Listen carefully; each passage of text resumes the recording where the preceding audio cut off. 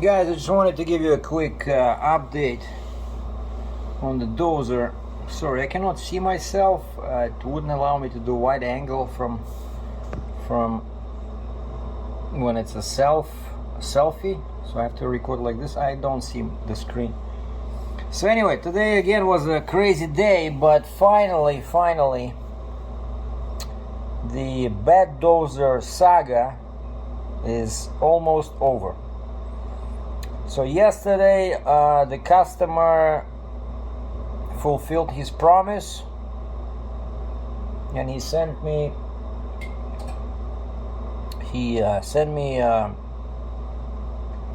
Interact money transfer, because turns out the broker was not charging him any profit. He gave him a break, so whatever was on the invoice, it was my money. And because the customer and the broker had a fallout, we agreed with the broker that the customer will pay me directly, and so he started sending money yesterday. So he sent half, because you can only do like 3,000 Canadian a day via Interact money transfer. And I said, so when are we meeting at the auction? Because he decided to send it back to the auction, so they want to get rid of this. They're not taking it apart, it goes back on the auction. And I said, I can be there 8 o'clock in the morning. And he says, no, I'm busy in the morning, but I can meet you there at 3 o'clock. 3 o'clock. And I'm thinking, man, the auction closes at 4:30. They close the gate at 4:30. And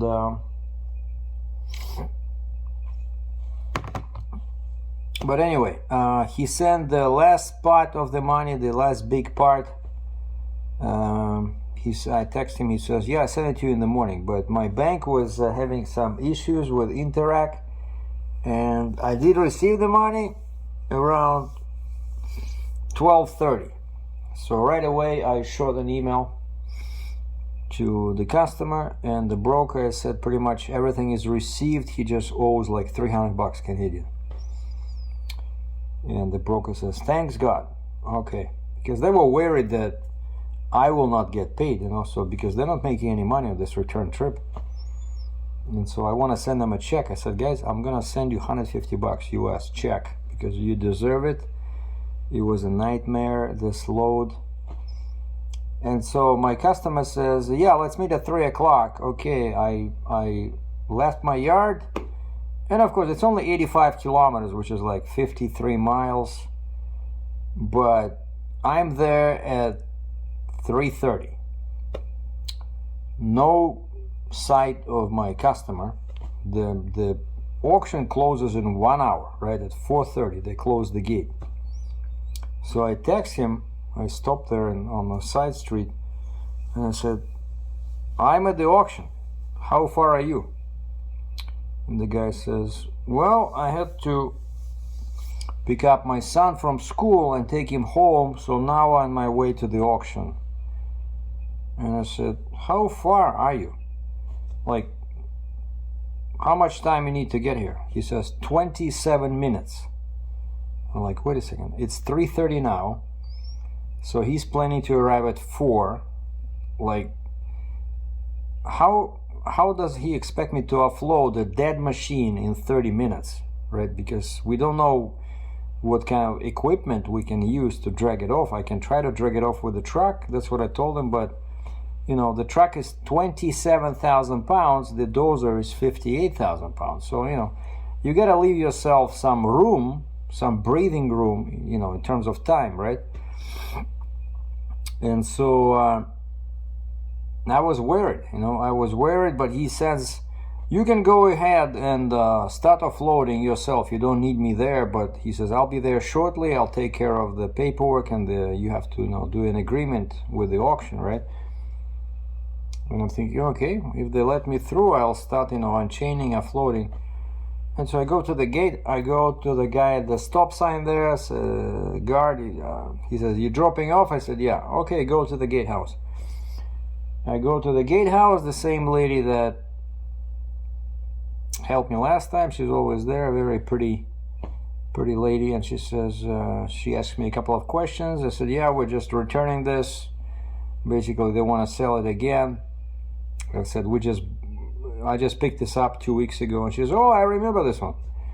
I said, yeah, it was basically a dead dozer. We had to drag it with the wrecker. And right away, she's like, her ears perked up. And she says, so you need a wrecker to take it off? I said, no. I said, I'm pretty sure I can take it off with my truck, but maybe you guys can, if I cannot do it, maybe you can help me with one of your loaders, because they have these, I don't think they're Cats. I think they're like John Deere or Case, but you know, big loaders. They're like 65,000 pounds. They can easily take this off. And she said, oh, no, unfortunately, we are not allowed to use our equipment, but, you know, you might need to call a wrecker. And I look at the clock, it's like 10 to 4. And like, I'm not calling a wrecker. I'm not the owner of this dozer. I'm getting, you know, a bit upset because, you know, like, that's it. If I cannot offload and these guys are not willing me to help, like, what am I supposed to do, right? And then I go inside and I said, what do you want me to offload? And they show me another fence-off part inside the auction, where, because you know the next auction is March 8th.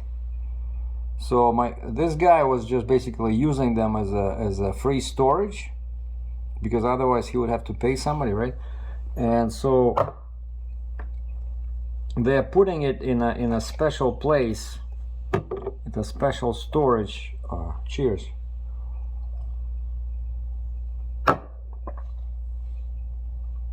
And of course it's full of snow.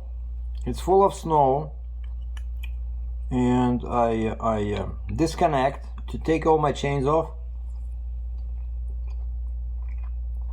and hook up to the dozer. And I don't want to be too close in case this thing starts rolling at 20 miles an hour. Nobody's helping, right? I'm all by myself. So the trailer is on the ground. The truck is hooked up. I don't want to break the chain, right? But I know I have to have some momentum to, you know, kind of, because of the snow. And I try a little bit like jerking it. I see the tracks are moving. They moved like an inch and stopped. You know, I can see I could really take it off on a dry pavement. But I tried 10-15 more minutes. Nothing. All my 4x4s are on. The wheels are spinning. I could feel the ass of my truck started going like this, because the dozer acts as an anchor. So I go plead with the guard. I look at the time, 4:10. I call the gatehouse. I say, guys, please, I'm not living here with the dozer on my deck. But I guess they didn't feel like taking me seriously. I said, could you please help me? I don't want to come back here. I don't want to sit here till Monday. You know, it's 85 kilometers from my yard to the auction, so 85 kilometers back, and then Monday 85 here, 85 back. I mean, you know, I gotta take care of, you know, my things. I'm sick and tired of this dozer, right? That's been on my deck for 2 weeks now. So at least I got the pay. I got paid.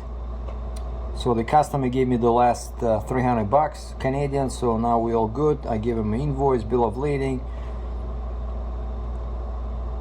But the auction refuses to render any help. They say we're not allowed to use any of our equipment. So what's funny is that once it's checked in, they feel okay dragging the machinery around when nobody's looking, right? When they reposition them from one row to another. But when there's customers, they don't want to do it. And they said, and so, yeah, and she says, the gatehouse lady says, yeah, your customer showed up. I see him, he's talking to the guy, the stop sign, the first guard, the first line of defense. And basically they're not letting him in because it's already like 4:20 He showed up at 4:10. It's already like 4:20, so they're closing the gate in 10 minutes. And they're telling me that if you don't get out now, we're gonna close the gate and you'll have to leave your truck here until Monday. So I put the chains back on the dozer. I hook up to the trailer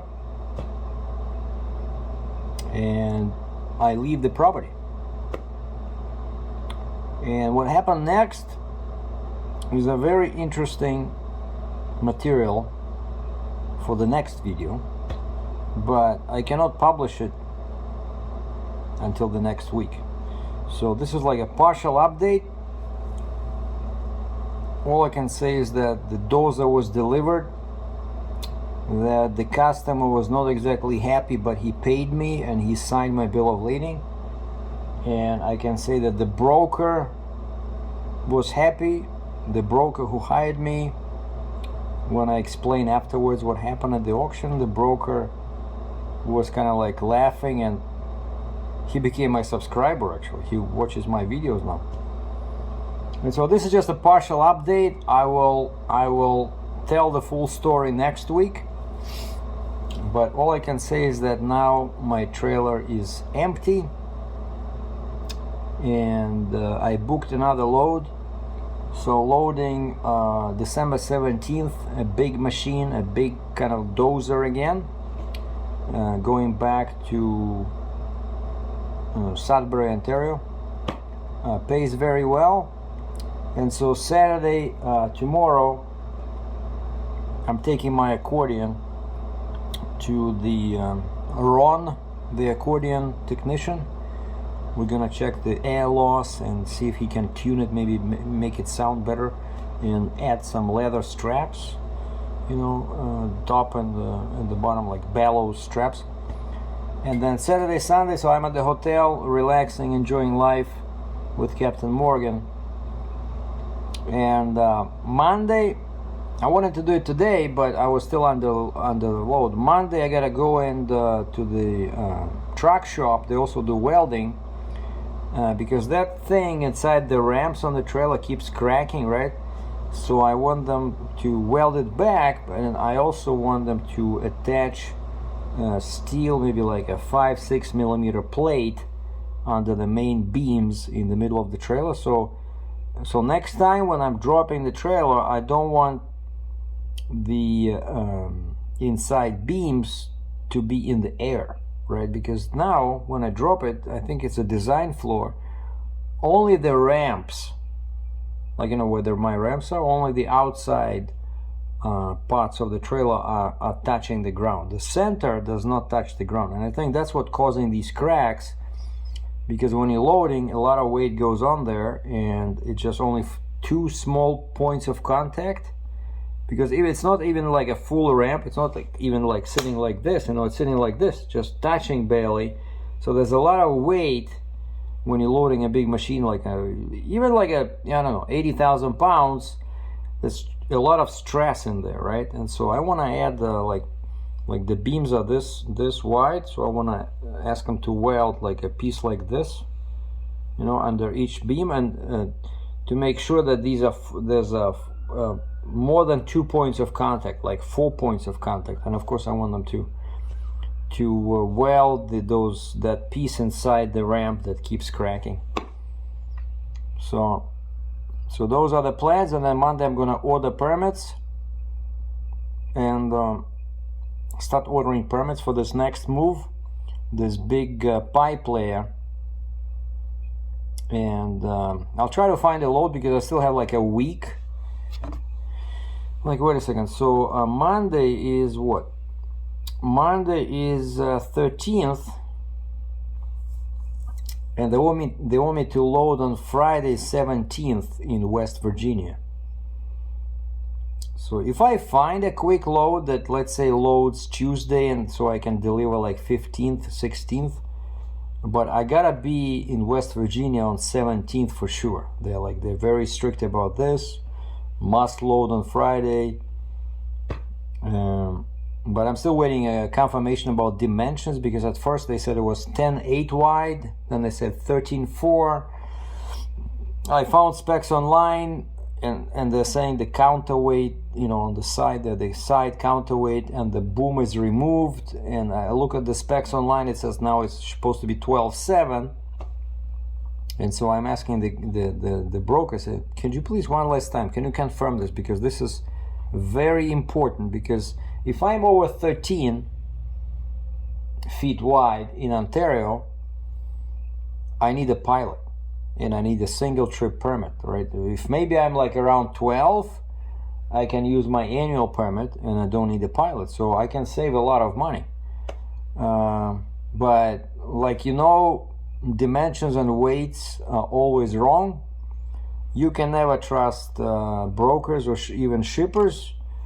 And I talked to a friend of mine and he said, well, why don't you wait, don't order the Ontario permit until you load. And if I load Friday and only then I order the Ontario permit, I guarantee it, because they count like 5 business days, right? Okay, it can take 3, but I guarantee you that they want me to deliver on 20th, which is Monday, which is kind of like funny. Because these people like 13.4 and they want me to deliver Monday in Ontario, while they have what, no idea that over 10 feet wide you cannot drive in Michigan on the weekend. What, they expect me to load on 17th and just drive, enter Ohio, drive through Ohio, drive through Michigan, and cross the border, and then 18th, 19th on, you know, weekend I can drive in Ontario. It doesn't work like that. So we're gonna have some issues with that load as well, but that's already booked. I have the rate confirmation, so that is going to be a cool load. Now the good news is that I don't have to rework my trailer. I'm going to be using the same setup, 4axle truck, 4axle trailer. So that's the short update. Again, more detailed video will be posted next week, but again, the outcome, it was another very stressful day where nobody's helping, nobody gives a darn about, you know, about the driver. So the driver has to take matters in their own little tiny baby hands and resolve the situation, but it's been resolved and most people are happy, including me. Some people are not very happy, but we'll talk about that next week. All right, cool. That was the update. Have a good weekend, boys and girls. And then tomorrow, yeah, I'm just gonna relax and play my beautiful Russian accordion here. Man, I love this thing. This is a work of art.